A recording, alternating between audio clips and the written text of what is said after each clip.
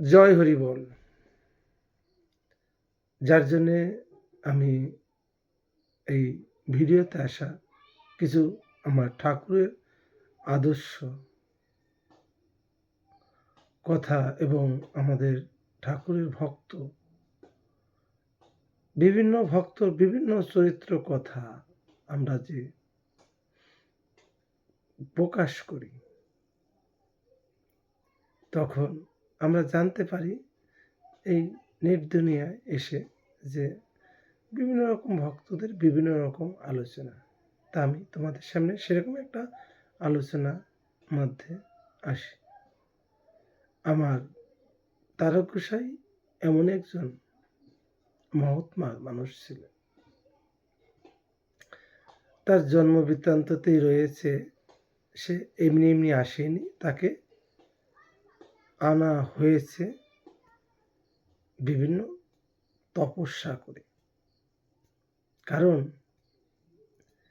একজন ভক্তপ্রাণ মানুষ এই পৃথিবীতে আনতে গেলে সেরকম ভক্ত পিতামাতা দরকার হয়, নইলে ভক্তপ্রাণ মানুষ পৃথিবীতে আসে না। পাত্রটা যদি ভালো হয় তবে সেই পাত্র অনুযায়ী প্রসাদটাও সেভাবেই আসে।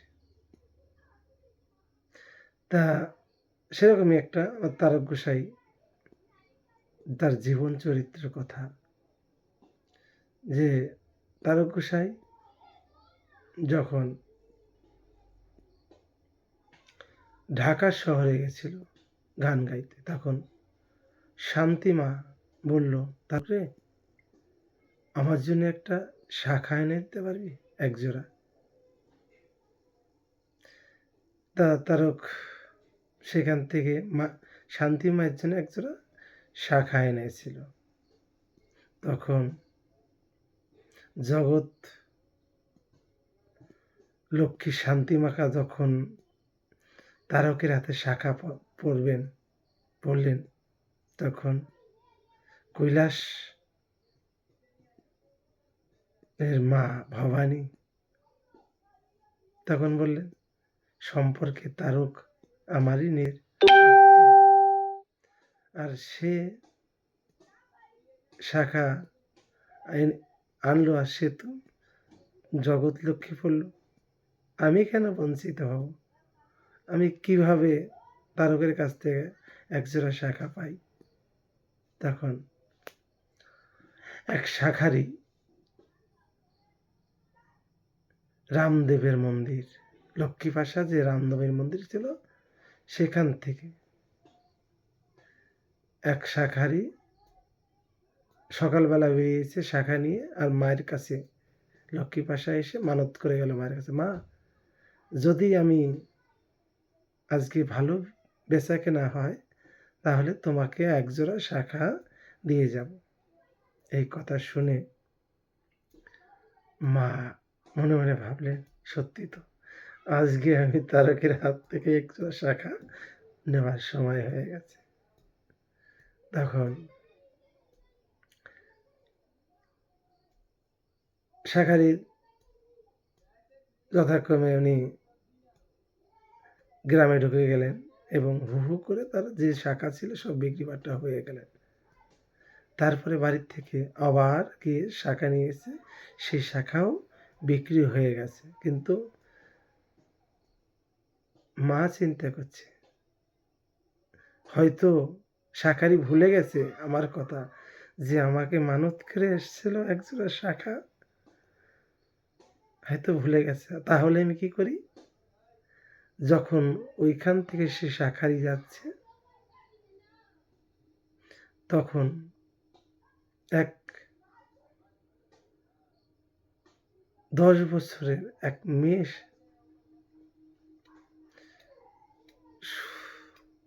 গায়ের রং কালো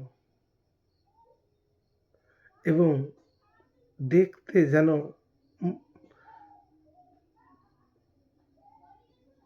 যে চোখ আর ফেরাতে পারছে না, পিঠে এক পৃষ্ঠ চুল। শাখারিকে বলছে, শাঁখারি, তুমি একজোড়া শাঁখা আমাকে দেবে? তখন শাঁখারি বলছে, তোমাকে তো আমি চিনি না, তোমাকে আমি শাঁখা দেব, তার পয়সা কে দেবে?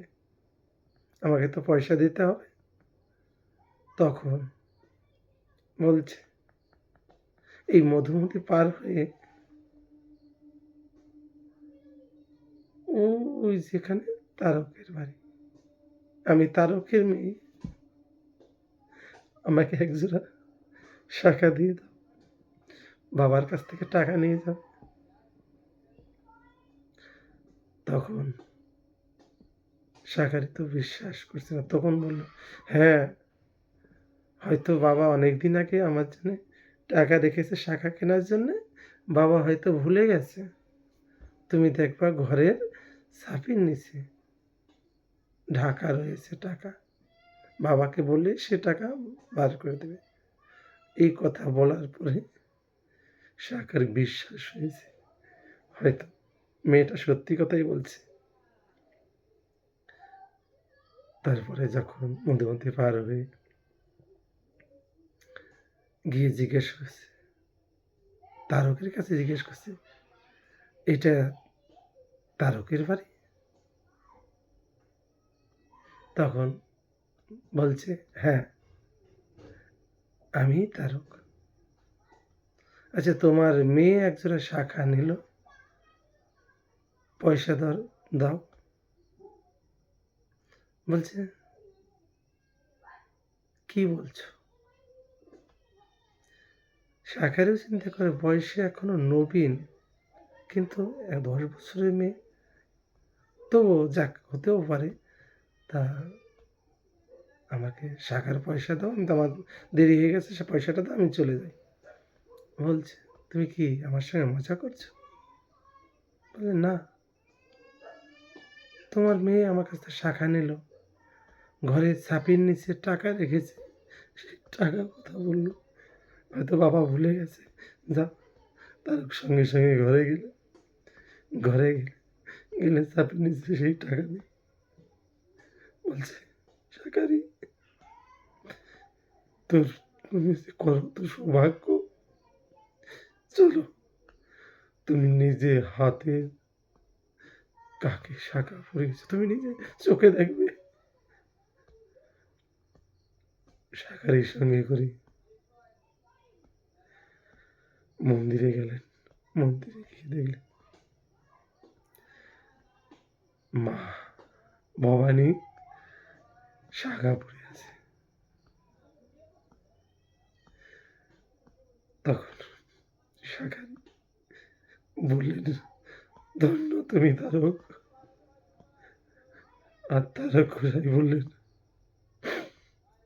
তুমি যে বড় সৌভাগ্যবান, আমি যাকে এতদিন ভালোবাসি, কিন্তু তাকে তো আমি চোখে দেখতে পেলাম না। তোমার পরম সৌভাগ্য, যাকে তুমি দর্শন করেছ। তারক গোসাই শাঁখারির পায়ে জড়িয়ে ঘোরাঘুরি যাচ্ছে, আর শাঁখারিও তারক পা ধরে ঘোরাঘুরি যাচ্ছে। বা, এই হলো পৃথিবী, ভক্ত। তাই বলছি, ভক্তের কোনো জাত হয় না, ভক্ত তো ভক্তই হয়। ভক্ত যদি কেউ হয়, সব দেবতায় ভালোবাসে হরিভক্তকে। কেন? ভক্তের মতো ভক্ত হতে হবে ভাই। তাই বলছি, আপনারা এই ফেসবুক মাধ্যমে বা ইউটিউব মাধ্যমে আমার ঠাকুরের প্রচার যত দিকে তাড়াতাড়ি হবে, সেই এই বিশ্বে ছড়িয়ে দাও আমার ঠাকুরের ভক্ত এবং ঠাকুরের চরিত্র কথা। জয় হরি বল, জয় হরিচাঁদ, জয় গুরুচাঁদ।